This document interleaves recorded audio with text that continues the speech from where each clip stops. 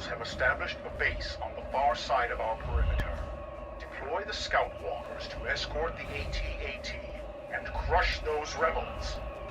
Hello everybody and welcome to today's video. Now, so far we've literally had zero information on the DLC for Star Wars Battlefront. Until now, that is.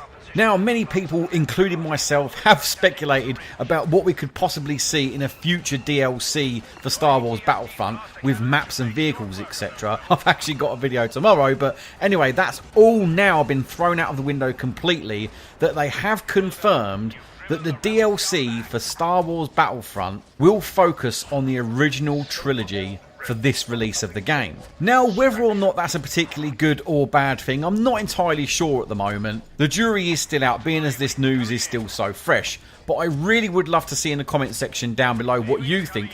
I know a lot of people were hoping that there was going to be a Clone Wars DLC, so I'm assuming that this news that they are focusing on the original trilogy is going to disappoint a lot of people. There was a lot of things we wanted to see from Clone Wars, from vehicles and maps, etc. But like I say, that's going to leave a lot of people disappointed now that it's confirmed it will not be around the Clone Wars era. And this also confirms that none of the DLC will revolve around Episode 7, The Force Awakens. Now, this really does actually disappoint me, because I was really looking forward to playing as Kylo Ren, using that new lightsaber, and also playing as Rey as well. But like I say, that's all been thrown out of the window now that there is going to be no Episode 7, The Force Awakens DLC for this release of Star Wars.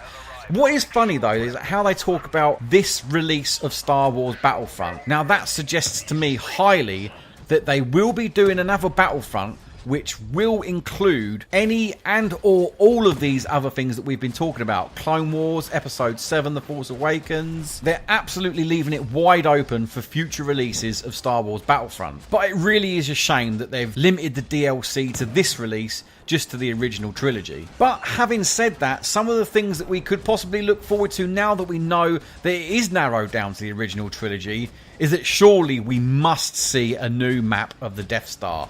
There's got to be a given. Bearing in mind that the maps are now going to be a little bit more restricted, concentrating on the original trilogy, there's not such a wide range to choose from.